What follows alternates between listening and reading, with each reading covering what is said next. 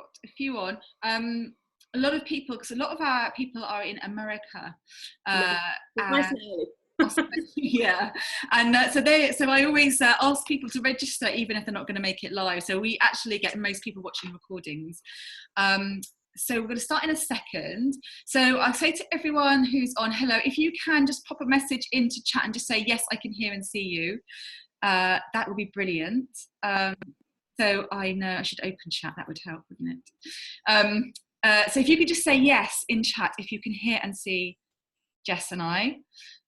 Brilliant, lots of yeses coming in. So just to let you know what's going to happen, so I'm going to introduce Jess in a minute, then I'm going to hand over to Jess to do a presentation, and at the end of it we've got some time for questions. I do need to wrap this up at 11:45 today. Your presentation looks like it's going to fit really nicely in that. If you have any questions for Jess, and honestly I always would, I mean we have some brilliant questions with the experts on here. This is your chance to get brilliant feedback for your business from a sales expert. So if you do have questions, please do ask her. We're very welcome to ask in chat as the presentation is going on, and then I'll just go through them first come first served, and we'll work through the questions. So I'm going to hand, this is Jess Lorimer, sales expert, and you're going to do a presentation on how you close a sales call to get that sale. Yeah. So I'm going to turn off, but I'm on. I can jump back on if there's any problems. Pass over to you. Awesome.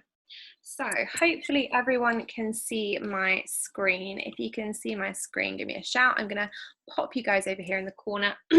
And like Hannah said, we're going to be talking about getting yes on every sales call. So you may not have heard from me.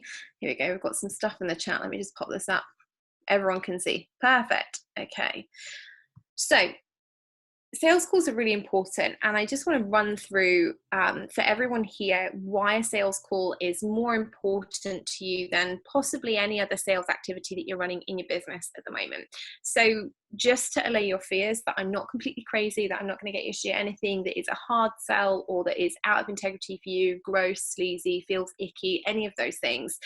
I've been in pretty much every single sales environment you could possibly think of. So I started my sales career when I was 16. I worked for a large jewelry firm that is UK and US based. And I fell into sales purely because I was so bad at making coffee for the coffee shop across the road that they fired me after one day when I'd made 17 cups of cold coffee. So I'd made 17 cups of cold coffee using a professional coffee making machine, and I'd kind of wandered across very upset to the jewelry store opposite, and I told them about this experience and ended up working for them. Within 2 years, I had become their top performing salesperson, and they were sending me to underperforming stores in the UK and in the US across different brands to help underperforming stores sell more stuff.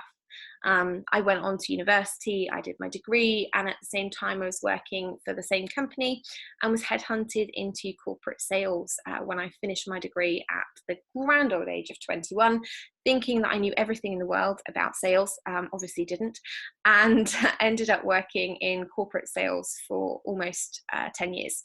And within that time, I worked across 7 different industries. I set up businesses across luxury fashion and premium brands in countries like India. So I set up business divisions in Mumbai, in Tokyo, in Atlanta, in New York, and some of the major countries and trading spots across the world. So in terms of sales experience, the one thing that really stood out for me and that made me different as a salesperson and that gave me an edge in the industries that I worked in was the fact that I was absolutely confident to get on a call with anyone and to build and nurture a relationship and help them make the right decision, the right business decision for them. So when we talk about sales calls, I'm very, very specific in that a sales call is not about free coaching. It's not about giving tons and tons of free information and hoping that at the end the person wants to buy from you. A sales call is a very, very specific experience where we look at the business case and the genuine viability of why somebody should make the decision to work with you. Okay. So what you see today might be a little bit different from what you have seen previously in the online space, particularly if you have been operating in lots of Facebook groups. Sometimes there are kind of challenges and things that go through having you book sales calls or book discovery calls or breakthrough calls, whatever you want to call them, and give people free coaching. That's not what we're going to run through today. What we are going to run through is how you can get a yes on every sales call, how you can prepare yourself for sales calls, and how it can feel like a great experience for you and for your prospective client. Okay, so everyone goes away happy, even if they don't buy. All right, so let's kick off with the fun stuff. So what we're actually going to cover today, well, we're going to be looking at how you're going to structure your sales calls for success. We're going to look at pre-qualification and how you can make sure that the right people are showing up to your calls in the first place. And then we're going to look at the tricky topic of objections and how to handle objections without trying to feel like you're hard selling people, like you're not listening to their wants and needs, and like you're forcing them into making the decision that you want them to make. I've already told you about who I am, and in terms of what I'll be teaching you today and who I am to teach you these things, in all honesty, you are going to have completely different selling styles to me, to Hannah, and to anyone else on this masterclass today. My suggestion would be that you take this generic process, because I'm all about being real, take this generic process and apply it in a way that makes you feel good. So you don't have to use the language that I use, but I would absolutely urge that you take the points of this webinar, that you implement them into your business in a way that sounds like you, feels like you, and that ultimately gets you the success that you want. So when we're starting off with sales calls, the most important thing about running a successful sales call is having the right people on there in the first place. And that's when we talk about pre-qualifications, it's about getting the right leads on the phone. So who here has any kind of pre-qualification process in place? Let me know in the chat if you have anything like a pre-qualification questionnaire or a survey that you get people to fill out. Those things can be quite popular. So I can see here in the chat, no, you've not got a sales call or a lead qualification process in place yet. Well, hopefully after the webinar you might do. So pre-qualification is super important. As I mentioned earlier, sales calls are not free coaching sessions. And the reason for that is that actually what happens when you run a free coaching session typically is this. The prospect comes to you, they have a problem, okay? So they have a specific problem that they want to solve. And what happens during the course of that free coaching session is that you make them feel better, okay? And this is true whether you have a product or a service. So if you're a product-based business, this can be true for you as well. You'll explain what they're currently feeling, you'll explain how it's normal, and you'll give them advice and tips and actions to go away and work on. Now, at the end of that call, the person feels really good. Suddenly their pain's been taken away. And what that means for them is that actually they're not now in pain. And we typically buy to get out of pain rather than buying for pleasure. Okay, so as a society, we've been very indoctrinated into we buy the things that we need, we buy the things that solve problems. It's much rarer for us to buy things that we just want, okay? So if you are a woman on this webinar who's ever thought, oh, does it make me really selfish for buying something just for me, or who feels guilty around purchasing, it's a totally normal response, and it is something that society has conditioned us into. However, when you're a salesperson, and every business owner is a salesperson, when we take that pain away from our prospects, when we don't show them the true consequences of what not changing could do for their business, their health, their life, their wealth, etc., actually what we do is we take away their responsibility. We put them in a place where suddenly they're feeling really good, and that means that we take them out of buying mode. What it also does is it means that we give them information that they need to go away and action. And what can happen after that is that they go away from the call, they feel great, they think you're great, and 2 weeks later, they probably haven't actioned the information in the way that you would help them to if you were their coach, or they haven't actually taken the steps that they would have done had they bought your product. And what that means is that they then don't get the results that they expect. And when a customer, even if they haven't paid you, when a customer doesn't get the results that they expect, the person that they blame is the person who gave them the advice. It's not themselves, okay? The customer doesn't look at themselves and go, well, was I really as accountable as I could have been? No. They look and they say, well, Jess said that making money was going to be really easy, and I went out and I feel like I did the stuff that she asked and it didn't work.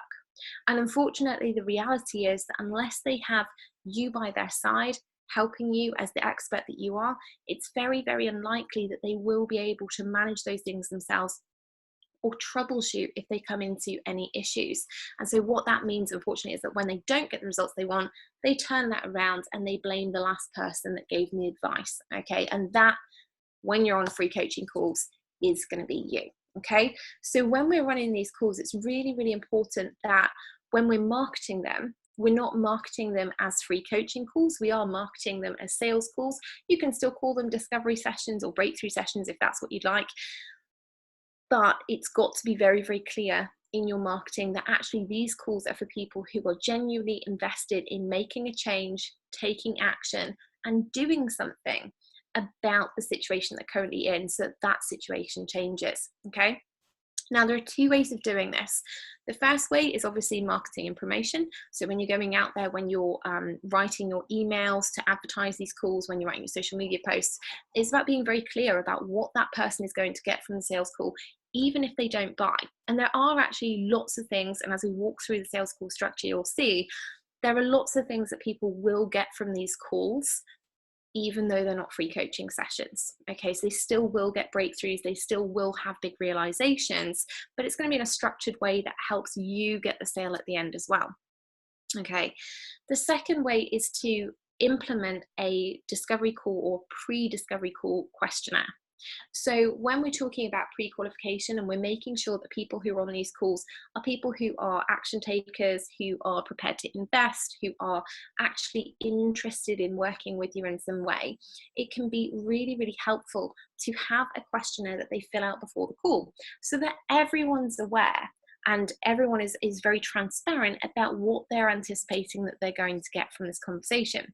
So when you have these questionnaires, mine is very, very simple. It has about 7 questions on there, 2 of which are what's your name and Skype address, just in case Zoom fails, which, you know, technology, occasionally it happens. And the other questions are the basics around what I would need to know about somebody before they come on a sales call to make it a kind of immediate decision about whether or not I can potentially help this person and whether they're going to need resources from me or potentially somebody else. So there are questions on my questionnaire which you're more than welcome to go and check out. By the way, it's on my website if you want to have a quick stalk of that because you're thinking, oh, I'm not sure what questions I can ask.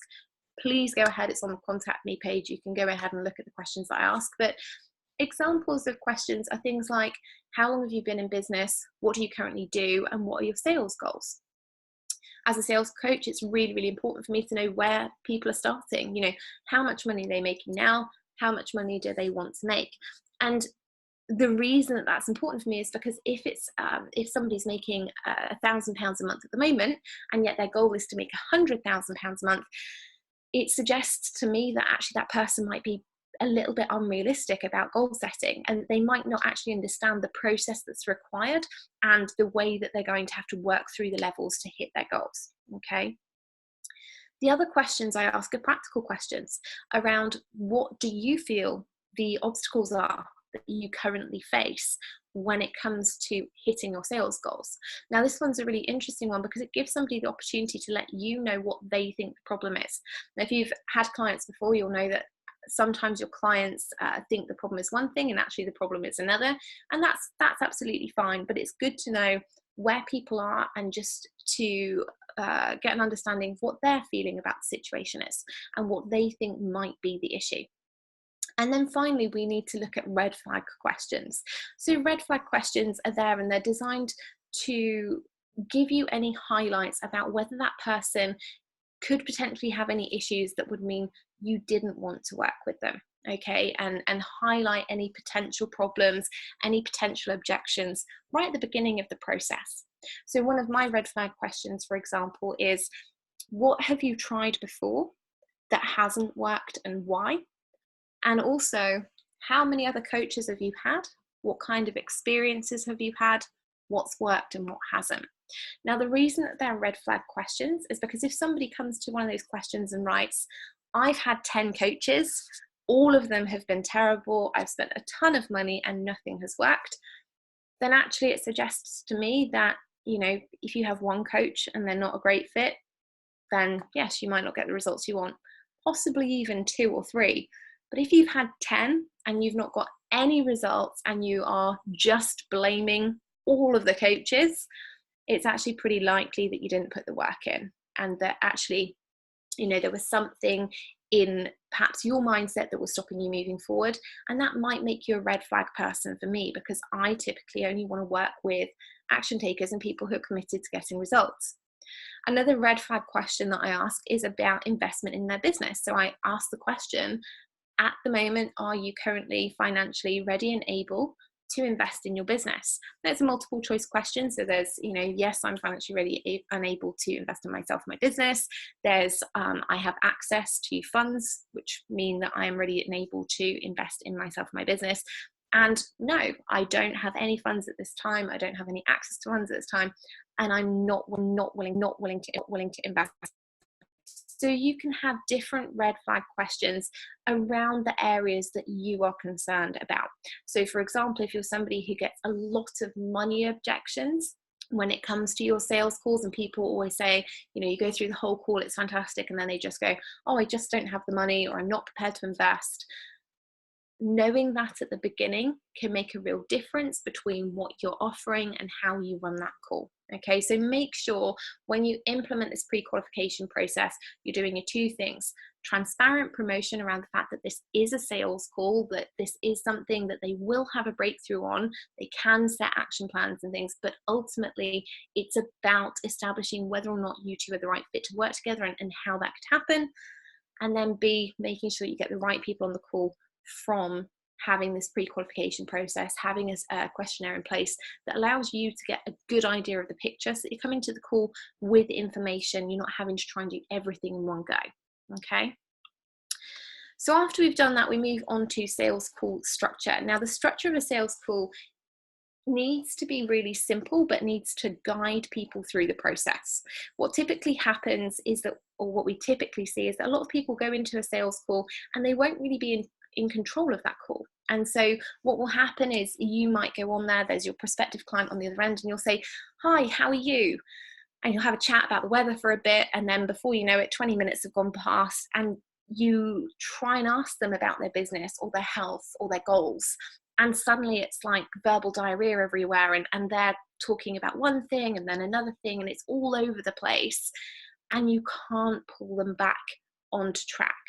You know, when you don't have a structure, it can be very, very difficult to keep somebody on track, and it can also be really difficult to work out where you're going to be pitching at the end. So the first thing that we need to look at when we're running a sales call is setting an agenda. Okay, setting an agenda makes everyone feel safe. People love boundaries, and we love knowing exactly where we stand on different issues and how different experiences are going to play out.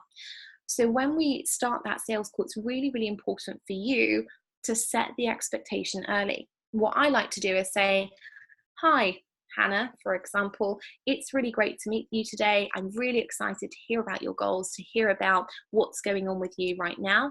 What I like to do, and the way that I like to run these calls, is to make sure that we both maximize our time today. So what's going to happen is I'm going to ask you a series of questions about the goals that you want to hit. Then we're going to talk about any problems that you feel like you might be facing and any obstacles that you feel are stopping you hitting the goal. And then at the end, if it feels right, and only if it feels right, I'm going to share with you how I can potentially help you and how we could potentially work together to help you achieve the goals that you're looking to achieve. Is that okay?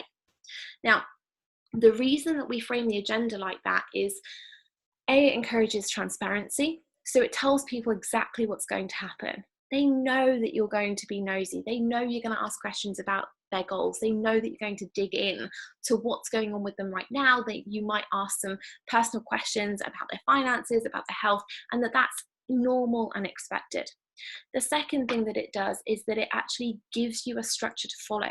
And so if people go outside of the structure and they start talking about their nan and, you know, her birthday, you can just gently pull them back in and say, hey, do you know what? Actually, it's really lovely that that's happening in your family at the moment, but I just want to pull you back to what we were talking about around this goal that you're looking to hit. And it just reminds people that there is a structure there, that there's a purpose for them spending their time with you today.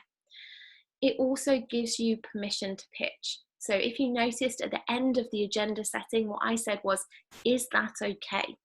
Okay. And when people say yes, which inevitably they do, when people say yes, that's okay, it means that they've given you permission to ask those questions, to be nosy, to have an honest and transparent conversation, and also to pitch at the end and to tell them, if it feels right, what the best solution is and the best way that they could work with you.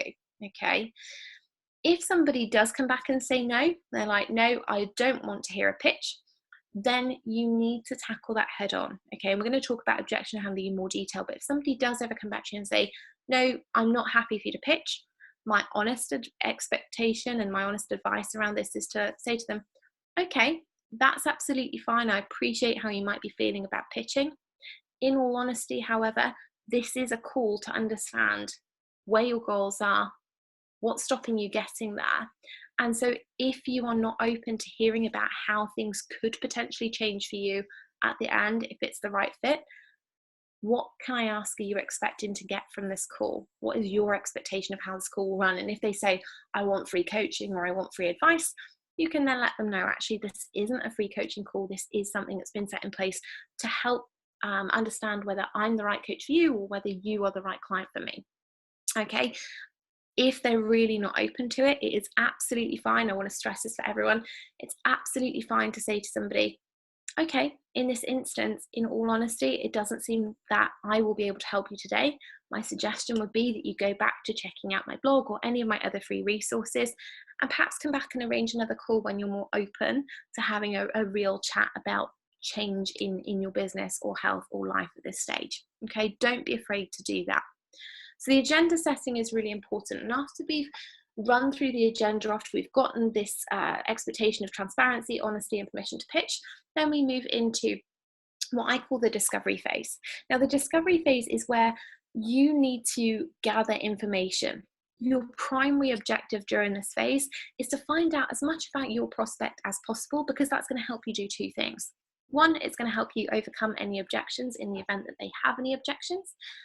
And two, it's going to help you find out the real answers that you need to know in order to suggest and share the best solution with that prospective client at the end. So when you're going through this discovery phase, it's really important that you ask open-ended versus closed questions. And what I mean by that is that a closed question is something that could be answered as a yes or no. So do you like the color blue? Is the answer is either going to be yes or no. An open-ended question is something like, how do you feel about your current sales process in your business? That's something that requires the prospective client to really think about what's going on for them right now. How do they feel about the situation? Are there things that they'd like to change? And they let you know those pieces of information. That's really helpful for you as somebody who's selling, because then you know what the real pain points are. So during this discovery phase, the things that you really need to know are around what their current goals are. So what is it that they really want to achieve? What are their timelines for achieving that goal? And what else is relevant in terms of your industry? So if you work in the health industry, for example, there are certain health questions that you might need to answer before you can suggest the right solution. Okay. After we've moved through this discovery phase, we move into the pre-objection handling phase. So if you run your sales call in this way, you actually get a lot fewer objections. And that's because of two things. One, because obviously you've pre-qualified your leads and you know that people who are coming onto the calls are actually interested and invested in working with you or potentially working with you. And the second thing is about this pre-objection handling phase. And all the pre-objection handling phase is talking to the prospective client about the obstacles that they think they will face, and also making sure that you have asked them if there's anything else that you potentially need to know about how they're going to be making the decision. Okay, so you can see that I've written here, can we really establish objections before they cause a problem? The answer is yes. Okay, 98% of the time, money is not the problem. Okay, there was a study by Harvard Business Review done a few years ago, which suggested that actually only 2% of the time when people were saying that money was the issue, was money the real issue. Okay, 98% of the time, it's actually something completely different. And in actual fact, there are only 12 real objections. There are only, despite however many you might hear in the way that they're phrased, actually there are generally only 12 that people will come up with. And I've only heard 12. So if anyone's got something particularly unusual, run it by me, because that might be my lucky 13. I've been waiting for it for years. So when we're talking about objections, generally clients don't buy from you for two reasons. One, they don't trust you or what you're selling. Okay, now that's unlikely. If you've pre-qualified them in the right way and you've spent time on the questionnaire, you've been putting out content that speaks to them, it's highly unlikely that that's going to be the reason. The second reason is the one that's most common, and that's that they don't believe in themselves to take the action required to get the specified result that they want. Okay, that's much more prevalent, especially in the online space. And we see it a lot in fields like health and wellness, in coaching, education, lots and lots of different fields that are reliant or heavily reliant on the actual prospective client having to put effort in and do the work to achieve the results. Okay, so when we talk about being able to establish objections, during this phase, it's absolutely okay for you to ask questions like, how coachable are you? Are you somebody who takes constructive feedback well? How do you react when somebody gives you criticism? You know, how do you feel about being coached? How do you feel about being pushed out of your comfort zone? How do you feel about situations in which you are not the smartest person in the room? That will give you an idea of what this person is going to be like to work with.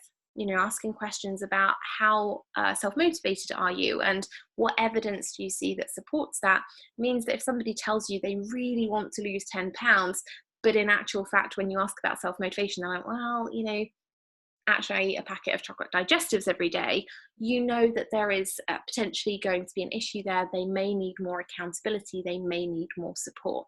All right.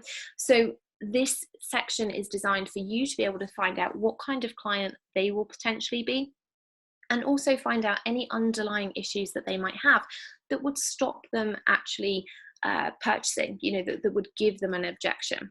Okay. Now, in terms of what we need to know before we start talking about money, we need to know that the client feels reassured.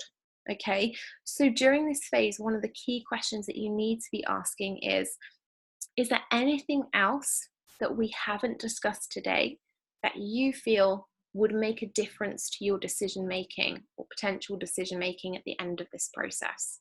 Okay, now that gives the client the ability to say, actually, I'm a bit worried that I'm not as self-motivated as I thought, or I'm a bit worried that, you know, I came in here thinking that my initial problem was lead generation, but you're actually telling me it's conversion. You know, what does that mean? Is it really the right answer? How can I be sure?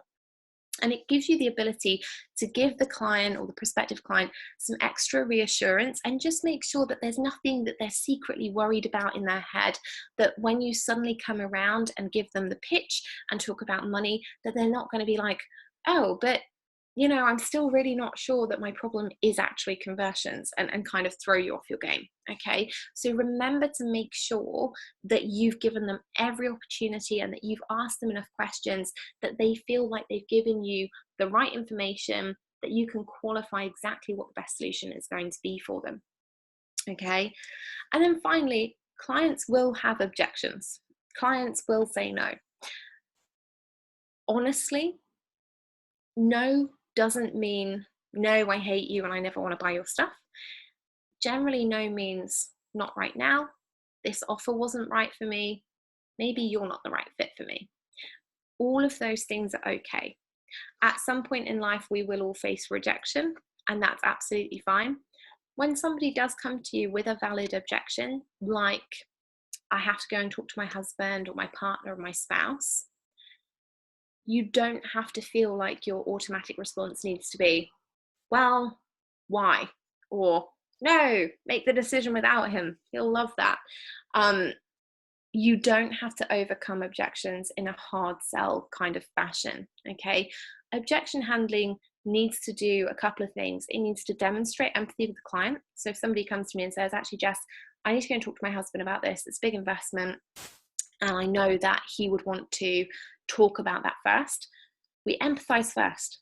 Absolutely, I completely understand that it's a large investment, and I always like talking to my partner about big investments too, because we're a team, we work together. Then what it needs to do is address the problem head on. Okay, can I just ask though, if this is really that you need to go and talk to your husband or partner or spouse, or if there's anything else that I haven't covered today for you that's stopping you making the best decision for you right now? Again, open it up. Is there any areas that they need any reassurance? Is there anything there that they're secretly worried about or concerned about that I need to give them an opportunity to air or talk about before they make the decision? And then solution. So if it's, no, you know, really like you, really like the service, but I just need to talk to him and get the okay. Okay, great. That's absolutely fine. My suggestion is then that we hop on the phone together tomorrow. We have a quick follow-up call where I can answer any questions that your husband's come back to you with, and that you're ready to make the decision tomorrow. Does that work for you? Okay, make sure that you're getting in a solution that's either a follow-up or a specific time to have them make a decision. Okay, and that's how all objections need to be handled. Give them empathy, make sure it's a real objection, and then solve the objection with the next step in the sales process, or just simply by helping them make the decision, yes or no. And then finally, after that, you make your pitch. So that's when we talk about our close.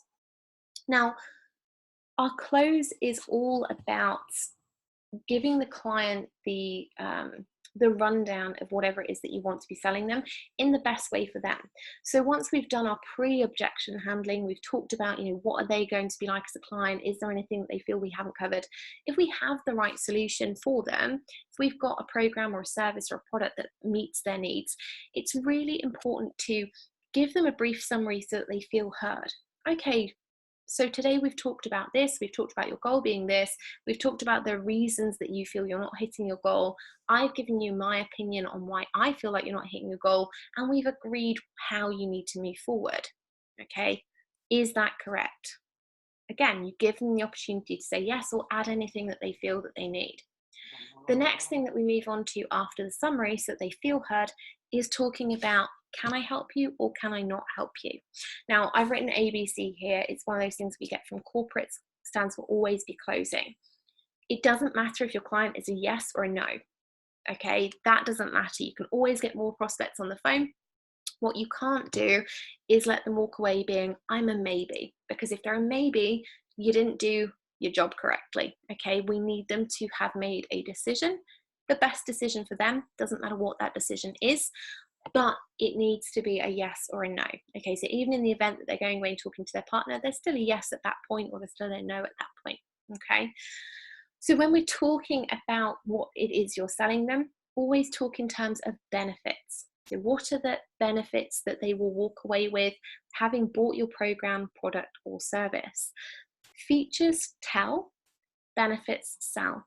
So when you're positioning your product or service, position it in your pitch as the benefits first. So what are the real transformations? You know, are they in 12 weeks going to lose that stubborn last 10 pounds? Are they in 6 weeks going to have created the amount of cash that they need to help them go and invest in new traffic sources? Are they within a certain time frame going to be able to pick up the PR opportunities that they're really looking for? And so walk them through the real benefits and how they relate to their the transformation that they're really looking for. And what that will do is that will solidify the connections in the mind of your ideal client, so that they're thinking, actually, yes, this is all of the stuff that I need. This is the plan. This is all directly connected to the goal, and I can see how that's going to work. And then once you've gone through the benefits, you briefly walk them through the features. So you might say, okay, this program is designed to help you lose those last 10 pounds, it would be over a course of 12 weeks. And what that would look like is a call with me every week, an exercise plan that's tailored to you, a nutrition plan that's based on your exercise, calories in, calories out, keto diet, whatever it is that you want to do. After you've run them through those features, and that should be the briefest part of your pitch, you say, how does that sound? This gives the client, again, it gives them an ability to does it sound like it's enough support, too much support, too little support? Are there any questions that they have about the program or product or service and what they might achieve or what it might help them do? And if they go, yeah, no, that all sounds great, that's when you go, okay, cool. So if you want to go ahead with that program, this is the price. And you give them the price, pay in full price first, and you are silent. Okay, so the most important part of your pitch and the most important part about being transparent about money is to give them a chance to process. What often happens when we're pitching, when we're talking about money, is we'll go, this is the price if you pay in full, but if you do this in installments, then it becomes cheaper, or here's how you can get a fast action bonus and discount and da-da-da, and this is what else I'm going to throw in. And it really throws your client's mind into overdrive. Okay, if you say, okay, so in 12 weeks, you're going to have lost 10 pounds, you're going to feel great, you're going to be able to walk into the gym confidently, knowing what you're doing within that 12-week period. If you want to do that, it's going to be £1,000. Silence. Let them think about it. And the client will come back to you and say, okay, that's a bit more than I was hoping to pay. You say, okay, that's not a problem. We do also offer an installment plan if that's easy for your cash flow. It would be 2 installments of X. How does that feel? Oh, okay, great, right? Or if they are completely like, oh, actually, I'm now thinking about it, I don't really want to spend £1,000, but I do really want my nutrition sorted, you can go, okay, what we do also offer is a 90-minute intensive on just setting up your nutrition plan and making sure that you're in the right place. How does that sound? And you can keep them going backwards and forwards on the different options, upselling them, downselling them if they need more or less support. Basically just making sure that you're getting the right solution for them, okay? And then if they say, I don't know is 2 things. It's either I genuinely don't know, and you need to take them back to the questions. Okay, what do you feel is stopping you making the decision? What do you feel is making it difficult for you? Or it's a very polite no. So if somebody says, I don't know, I need to go away, I just need to think about it, and you're like, is it really you need to think about it? Don't be afraid to just say, hey, look, I've been really honest and transparent with you throughout this call, and I'd really appreciate us just having this honest discussion now. Is this really that you don't know whether this is what you need? Or is it that it's a no for you and you're not really sure how to communicate that? Be honest, be transparent, give them the floor, and you'll be able to find out. Okay, so that's how you run a successful sales call that's going to get you a yes. It's based on empathy, it's based on integrity, and it's based on transparency. And really running through that structure and making sure that you give the client every opportunity to give you as much information as they can so that you can use that in order to give them the best solution. But also always be closing, and remember that it doesn't matter if it's a yes or a no. What matters is the client makes a decision, because even if they are a no, if you've run a really, really good sales process, they will go away, they will recommend you, and they will tell everyone how amazing you are. Okay, are there any questions?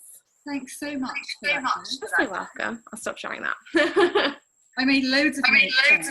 Oh my gosh, I myself an echo. I need to say that I learned so much. I'm that classic thing when you say the price to someone, you immediately go, but it's okay, and you don't think about it, and you're almost unstuck. Yes, yeah, it's so normal. I think there's a common theme of embarrassment as women, and this does tend to be a more female problem. As women, we tend to feel like if we ask for the money, we also have to justify with how great it is with something else or make it an easier option. And the reality is that it's never about the money. If you're not confident in your service and in your price, and you start trying to throw in everything else, the client then picks up your anxiety and they're like, well, if Jess is really worried about selling this to me, should I be worried about buying it? And that then triggers in them an objection that they probably wouldn't have even had. but suddenly they can see you're panicked, so are they. And it, you know, sets the whole process going again. Absolutely. It's all about your mind, confidence. Yeah. Question here. So we've got about 5 questions. Yeah. Tracy says, hello Jess, sorry I missed the beginning of your session. I'm following your strategy on page 108 of your book. Specific. I haven't presented it as a discovery call. I've called it a clarity session. Can you foresee any problems, or can I still follow your formula? No, that's absolutely fine. So in all honesty, I call mine supersize your sales strategy sessions. You can call them whatever you want. The formula is the important bit, because the formula will automatically give them some realizations. When you start digging into what people's real goals are and what they think their objections or what they think their obstacles are versus what they really are, it gives them that moment of clarity. It gives them that realization or breakthrough that actually that might not be my problem at all. Maybe I'm focusing in the wrong space. I need to go off and do something differently. So it doesn't matter what you call it, as long as you follow the formula. So does anyone else have any questions? There's something else actually, I'm quite curious to ask this. I know this is all about sales calls. A piece of advice I always give to people like freelancers, I've freelanced for years, and often when you're talking to clients, unless you have like set fees for your service, which most service-based freelancers don't, clients will always try to get you on the phone to say how much something costs. And what we never want to hear is to say a price and see someone's face kind of go, or, you know, like get that feedback, because we read it as you're not good enough, you're not worthy, I don't like you. Yeah. So what I always say to people is, if you feel like that, never give your prices on the phone. Yeah. Always say, I will email them to you, because when you email somebody, you can talk about this is what you get and this is how much it is, but also you're more likely to put your actual price down. I think mentally sometimes if we're not confident about things, we sort of take money off a price because we want someone to like us more than we want them to pay us. What do you think about that?